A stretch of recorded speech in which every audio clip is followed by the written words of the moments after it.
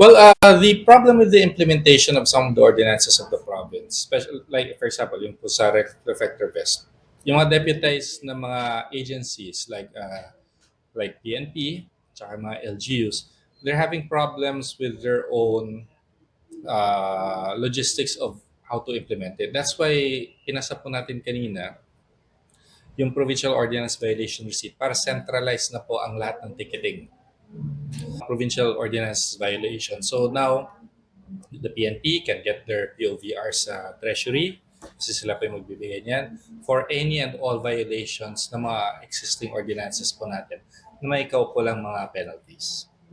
So yung pinagiging logistical issue.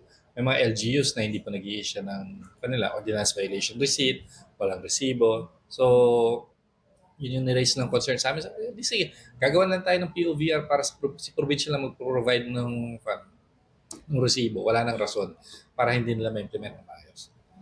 Well, there will be publication first, at least 7 days. There will be the printing of the receipts.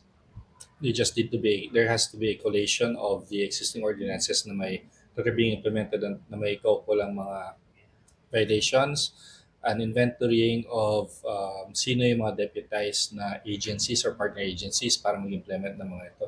Pero the moment nga na mapirmahan po natin, actually the moment na naipasa po siya kanina, nagsimula na po yung proseso na yan. So, the IRP is already being drafted, the inventory, the listing, pwede na pong simulan yung procurement para po doon sa printing ng mga resibo, etc. So, gumagalaw na po yan. And together, of course, with the publication.